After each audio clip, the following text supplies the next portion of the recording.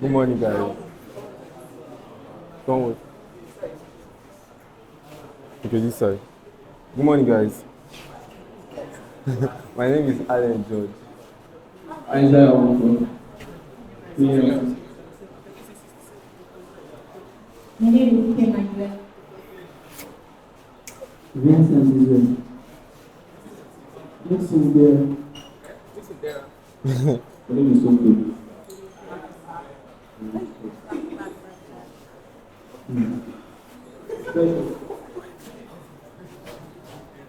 So today we are going to be presenting mastering security control strategies, implementation, and future trends. Then we are going to teach how to safeguard system through proactive and reactive measures. Today we are going to be looking at introduction to security control, the CIA triad, foundation of security, types of security controls. We're also going to see security frameworks and standard, layer defense implementation, required assessment and prioritization, best practices for security, compliance and industry regulations. We're also going to see incident response lifecycle, case study 1, healthcare ransomware attack, case study 2, financial sector data breach, emerging trends in cybersecurity. Then we're going to conclude and ask questions.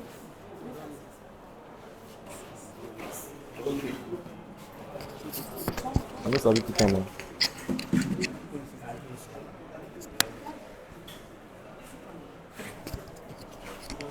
Okay.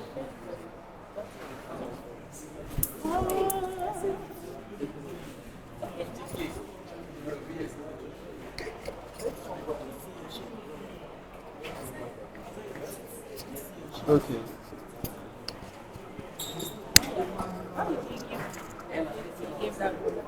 Mm-hmm.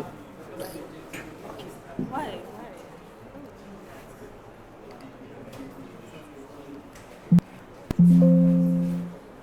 So now we are going to be looking at the introduction to security controls. Imagine if you are working in a company and then all of a sudden there's a cyber attack which shut down your systems, it cause financial loss for the company, and it also leaks sensitive data. How would all these things have been prevented? That is where security control come into place. So what is security control? Security controls are those tools, policies, and procedures designed to protect systems, data, and users from threats. Without these security controls, organizations will be vulnerable to attacks that could compromise their critical information that they have within the organization. So then, these security controls, why are they really necessary in an organization? We have at least 3 reasons why they are necessary in an organization. Firstly, is for risk mitigation, which is the prevention of damage. So think of security control like a seat belt. Although at all times you don't need a seat belt while you are driving, but then when an accident happens, this seat belt is going to protect you from a serious harm. That is what the security controls do. They shield businesses from financial, reputational, and operational risk. That's why businesses need security controls in an organization. Also, another reason is regulatory compliance, which is the organization now trying to avoid legal trouble. So there are the data protection laws such as GDPR, PCI, DSS, and ISO 27001. So organizations have to follow these security standards so they're able to avoid penalties and legal issues. Also, these security controls help them to stay legal compliant to avoid any legal trouble in the court of law. Another reason we have here is organizational resilience. So cyber threats are constantly changing. Every day there are new cyber threats that are emerging. So these security controls ensure that these businesses and organizations that they defend themselves against any new cybersecurity attack methods and they continue to operate smoothly. So we've all seen before on other classes we've been seeing some cyber threats or some breach that occurred in some organizations. So this usually will not occur if there are tight security controls or there are no failed security controls. So now we've seen why security control matters. We need to look at one of the most important security frameworks, which is the CIA triad. So the CIA triad stands for confidentiality, integrity, and availability. And this is the foundation of cybersecurity. But there's a challenge in this CIA triad for an organization. Organizations need to carefully balance the three elements, that is the confidentiality, the integrity, and the availability. If the security is too strict, then users are going to suffer from user availability if the security is too strict. But then if the security is not so strict, data becomes vulnerable. So the organization have a trade-off they need to choose. So they need to prioritize it based on either the risk, the compliance, or the operational needs. Now let's break down each of these CIA triad individually to see how they help organizations maintain security control. So the first one we have is confidentiality.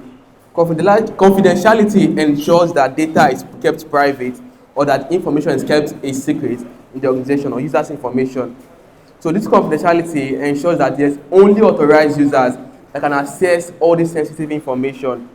Just imagine if a hospital has patient records and then only doctors should be able, or nurses should be able to have access, not just everyone in the building. And encryption tools like AES and TLS scrambles data so that even if this data is intercepted, it cannot be read. Data will remain unreadable. I believe that all of us here have started to integrate two-factor authentication to everything we use. That is, we're trying to maintain confidentiality to the information that we have. The next one is integrity.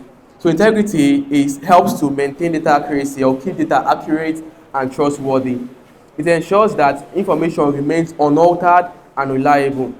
Imagine if you are checking your bank account and then the balance is wrong because of a cyber attack, maybe the balance is reduced because of a cyber attack. That there is a failure of integrity. That's why integrity is very necessary in security controls.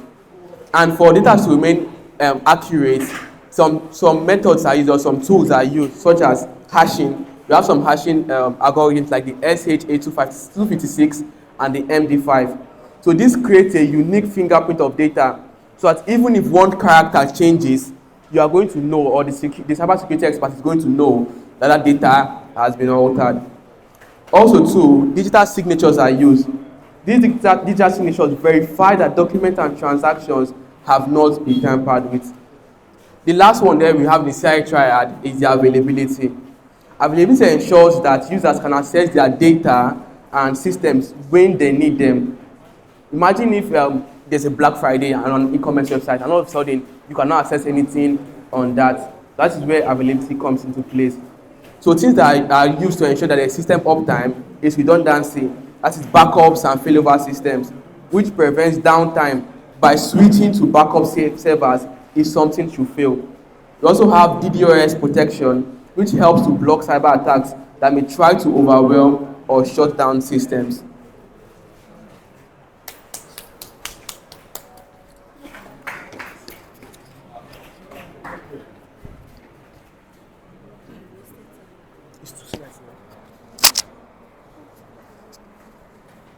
It's not put that anywhere.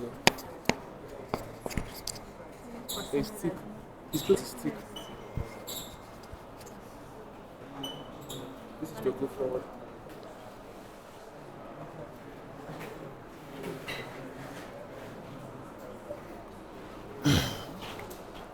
So my colleague has talked about security control. So I'll be talking about types of security control.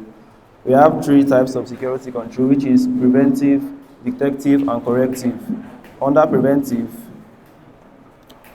means to stop the threat before they happen. These are proactive measures that are designed to stop security incidents before they occur. Examples are access control mechanism, which means ensuring only authorized individuals can access the certain data of the system.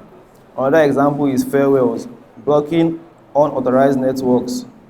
Another example is security policy and procedures, establishing guidelines for secure operation. Secondly, we have detective control. These measures focus on identifying and alerting organizations to secure incidents as they happen or shortly thereof. Examples are intrusion detection system, which is monitoring networks for suspicious activities. Another example is security information and event management, which is aggregating and analyzing logs for various sorts of detective systems. Lastly, we have corrective controls. These are reactive measures implemented to minimize damages and restore system following a security incident. Under this, we have incident response plan, which is guidelines for addressing and managing the aftermath of a security breach. Patching management, which is updating software to fix security vulnerabilities. And we have implementing and balancing. Combination of these controls helps the organization effectively and manage um, um, the risk of security risks. Thank you.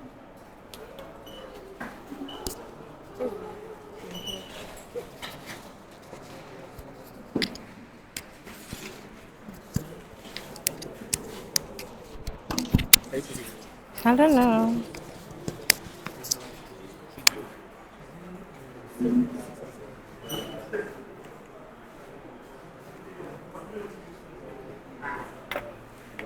So I'm going to be talking on security frameworks and standards. Security frameworks provide structured, repeatable methodologies to implement controls effectively. And these frameworks help organizations to manage risk and also protect sensitive information. We'll be looking at three frameworks. The first one is the NIST SP 853, whatever that is. It 53. It focuses on government and military security. So, so it helps provide comprehensive set of security and privacy control for a federal agency and also provide critical infrastructures to enhance their cybersecurity posture. The second one is the ISO 27001, and it focuses on corporate risk management, or it manages corporate risk. And the use is on businesses ensuring data security and compliance. I'm coming. So is an international standard for corporate risk management. It helps businesses to establish, implement, maintain, and improve an information security management system, ISM, to ensure data security and compliance. The second one is the COBIT, which is Control Objectives for Information and Related Technologies. It's mainly used for IT governance and compliance. So it helps align IT with business objectives to optimize performance and reduce risk. So organizations make use of a framework make use of frameworks based on their industrial needs, regulatory requirements, and security purposes. So some organizations may adopt more than one framework depending on the need of it. Then compliance with these frameworks ensure a robust security posture, reducing vulnerability, mitigating cyber threats, and improving business resilience. Layered defense implementation. Layered security ensures multiple defense at different levels, reducing the risk of a single point of failure. This means that if a particular level or one level of this defense implementation is compromised, it would affect other levels or prevent them from doing their work or prevent them from protecting the rest. So the first one is perimeter security. It's the first line of defense. It's the first line of defense or the outer layer of this implementation. So it's used to block external threats using firewalls, IPS, which is intrusion prevention systems. It also uses IDS, intrusion detection system, to monitor and filter network traffic. The next is the endpoint security.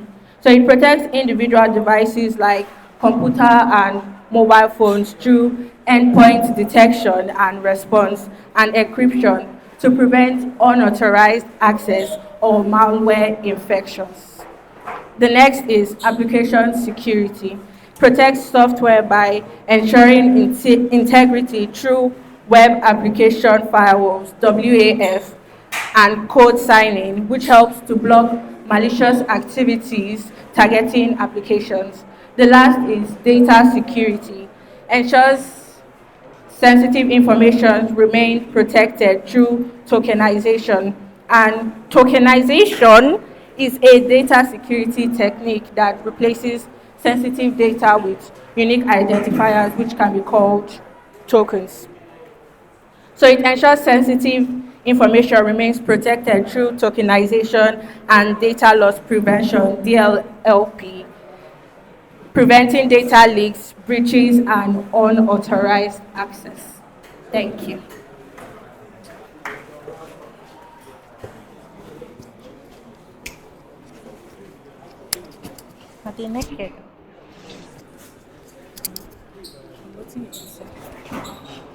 Yeah. No, no, wait. Let's take it.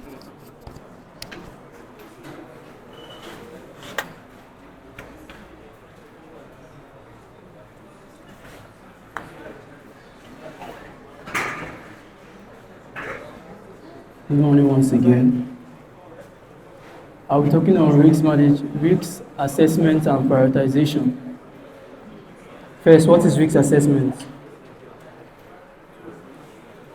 Risk assessment has to do with the help of organizations able to identify security threats and weaknesses to protect valuable data and systems. It involves identifying assets, which is knowing the need of protection, example, customers' data and servers, identifying threats, recognizing dangers like hacking, phishing, or malware, also identifying vulnerabilities, finding weak points, loopholes in security measures.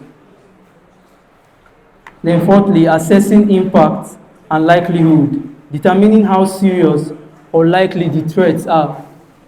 Low risk, minimum impact, unlikely to occur. That means when the assessment and everything is well secured, in low risk, minimum impact are unlikely to occur. In medium risk, moderate impact, possibly occurrence. Then high risk, severe impact, highly likely, requires immediate attention. Then in risk prioritization, when risks are identified, they are ranked based on their severity and possibilities to ensure critical threats are addressed first, which includes using risk matrix. That is, as I said, on the risk assessment, we make use of that. Then protecting criteria assets first. Focus on the most valuable systems that are vulnerable.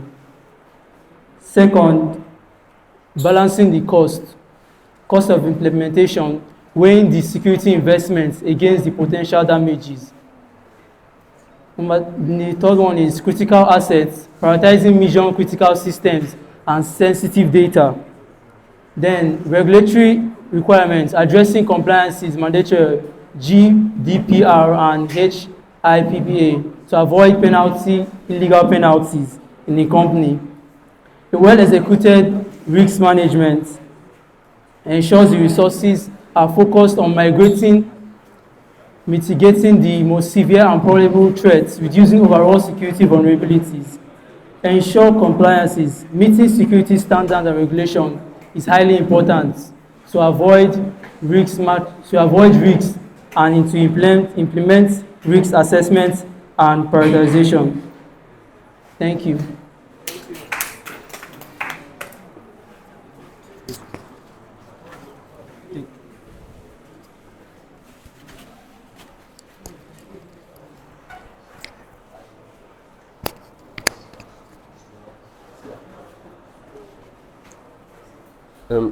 I'll be taking types of security controls. So we have three types: the preventive, the detective, and the corrective controls. So like the preventive,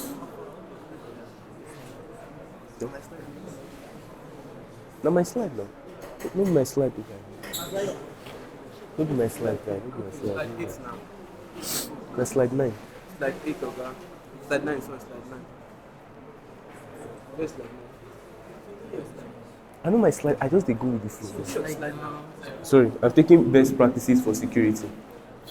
So one of the best practices for security is automating, patching, and backup. So what does it mean to automate? So automating updates simply means using softwares and systems to automatically install security patches and new updates done by the software companies. So it's a very crucial aspect in cybersecurity. So we simply automate for vulnerability management, so that we can do it before the malware comes. And we often include patches, like that. Then we also do it for efficiency and consistency, so that your software will always be up to date with the latest trends. And we also do it so that we can reduce the risk, because when your software is outdated, it brings security risks, and there's a likelihood that the system will be compromised. And also for faster response. Another best practice for security is conducting phishing simulations. So a simulation is simply like acting it out before the main harm occurs. So conducting phishing simulations simply means like conducting a scenario where a phishing situation happens, and you now deciding how you are going to stop it when it comes. Another one is also zero trust principle. So as the name goes, it simply means trusting anything. It simply means not trusting anything inside the network's parameter. So it simply means before you do anything, you verify the approach. It includes not trusting but always verifying. So before you do anything, before you transfer any data packets, both inside or outside the network, you need to authenticate that yes, this is legit. You also do by microsegmentation, and microsegmentation simply means dividing the network into small isolated segments. So when you do it like that, it prevents attackers from gaining access to the network, because you are split it into different networks. Then the last one is regularly auditing controls. So regularly auditing controls simply means checking if they are up to date. You understand? Auditing controls simply means auditing your weaknesses, personal development, those areas in which you are not strong in. You develop yourself, you take courses, and also it also means identifying potential vulnerabilities, identifying those weak points in your network, so that when the hackers penetrate, you can be able to stop it. And it also means evaluating your internal processes, that is in the business mind. So that is all.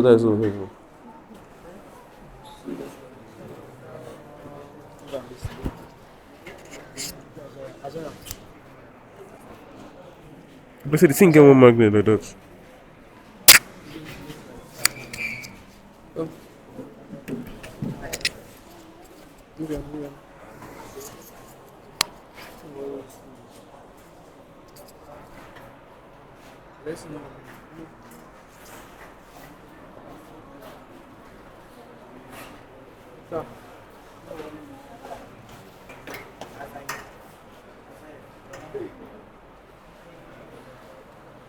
Okay.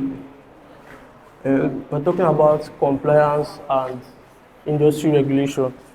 So regulating compliance safeguards sensitive data, ensures legal accountability, and builds customer trust by adhering to industry standards. Organization reduce breach risks, prevents financial penalties, and demonstrates a commitment to data privacy. That is saying that when we comply or follow the rules of the industry, that there is always legal accountability and there is integrity of customers' data and accountability. So most of the compliance of regulation It's talking about general data regulation, that's GPR. It ensures protection of personal data of EU citizens. And HIPPA, that's Health Insurance Probability and Accountability Act, that ensures and safeguards or protects health information of specific individuals in the US, mostly in the US. And we have a PIC DSS, that protects payment transaction and prevents financial fraud. Some industry regulations also is known as NIST, Cybersecurity Framework. It provides guidelines for managing cybersecurity risks. ISO 27001 specifies requirements for an information security system. Then we also have FED which regulates cloud security for the US federal agencies.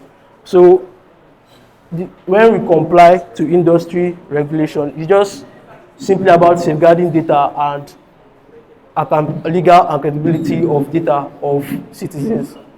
Thank you.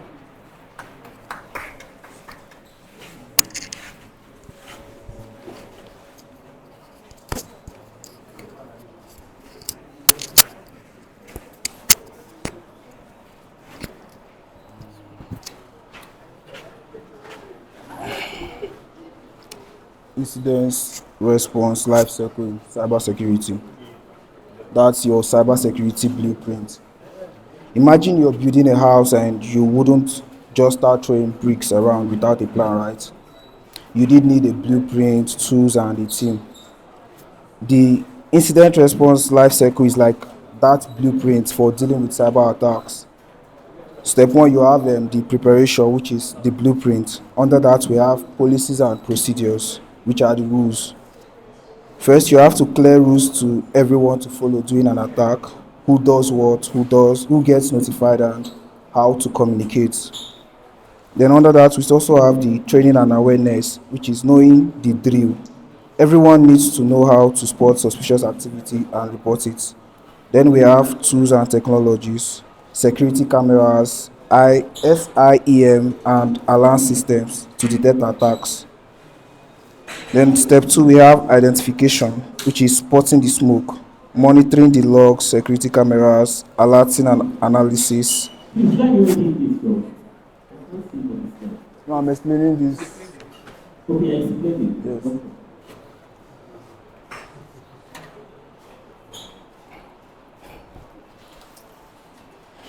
Then we have threat intelligence, knowing the neighborhood, be aware of the type of attack that's happening. Then number three, we have containment, which is putting out the fire. Isolate affected system, which is shutting the door. Stop the attack from spreading by isolating affected system. Control access. Make sure no one else can get into the affected area. Then number four, we have eradication. Remove malware from your system, fix any weakness in your security system, and restore the system to its normal state and learn from the experience. By following these blueprints, we can prepare for, identify, contain, and eradicate cyber attacks, keeping your digital house safe and secure.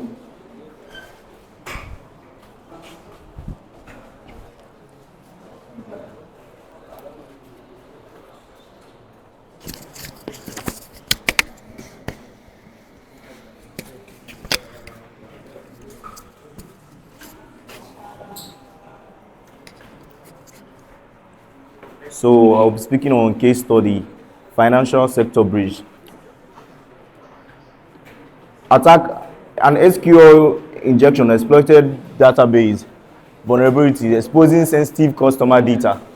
So what's an SQL? An SQL is a code injection technique used to attack data-driven applications in which malicious SQL statements are inserted. So numerous controls are deployed to prevent this SQL injection. The preventive aspect, which is web application firewall, strictly imputes validation to block malicious queries.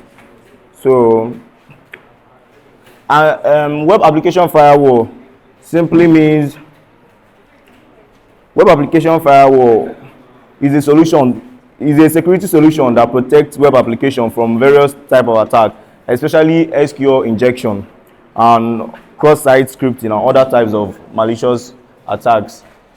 The second control deployed was detective, continuous database activity, monitoring to detect suspicious behavior. There are numerous types of controls, detective controls that monitor and detect suspicious behavior, such as the IDS and web application firewall.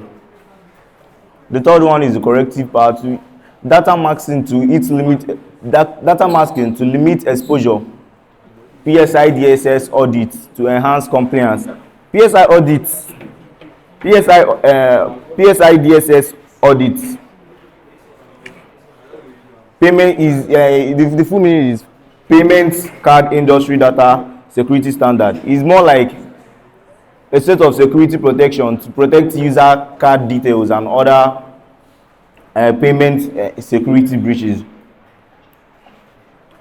So the result is proactive security measures. These proactive security measures prevented further breaches and saved millions of dollars in potential fines. Thank you.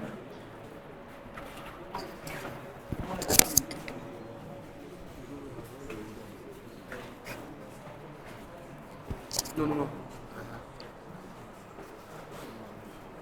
Okay, good day everyone. I'm taking an emerging trends in cybersecurity. As cybersecurity threats evolve, new technology are shaping the future of security, enhancing threat detection, access control, and data protection.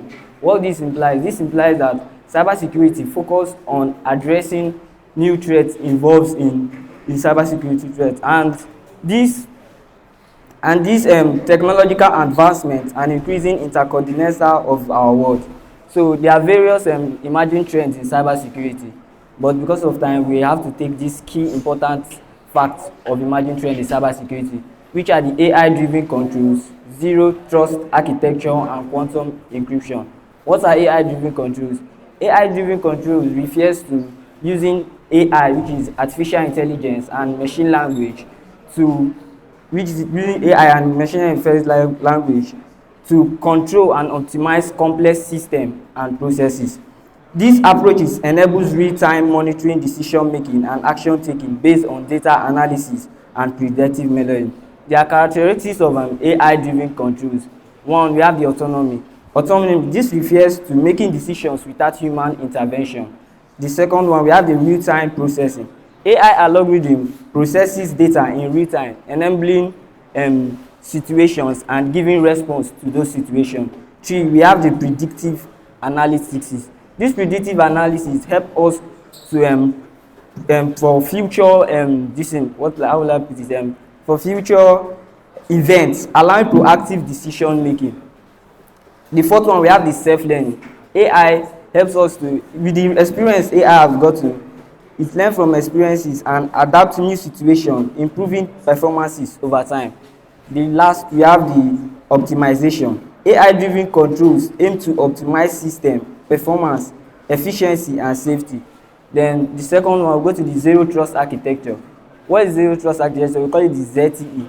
This approach assumes that everyone in the network, both insider and outsider in an organization, are potential threats. So it verifies and identifies permission before anyone can access resources in the organization. There are key principles of ZTE. They have the default denial, least privilege, continuous verification, microsegmentation, and encryption.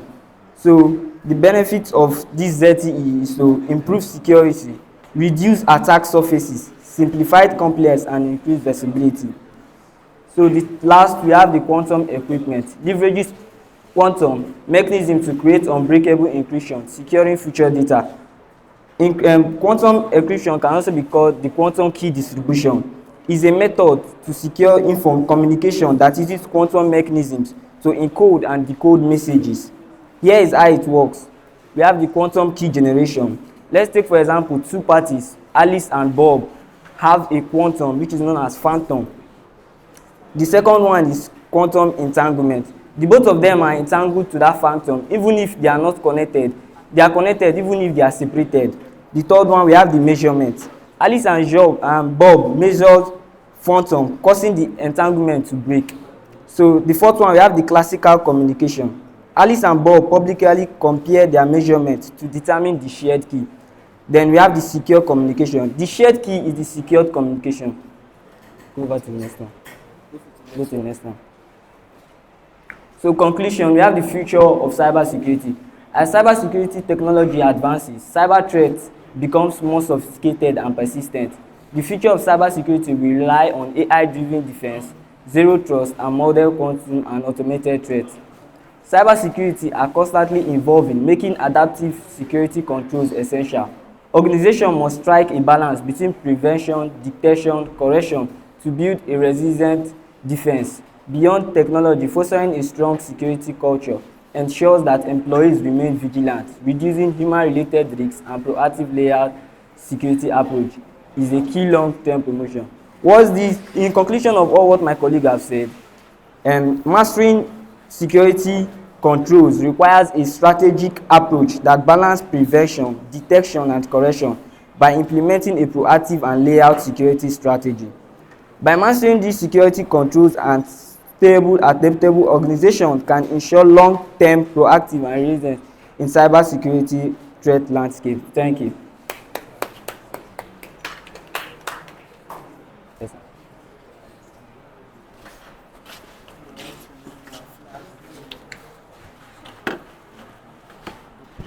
Yes, sir.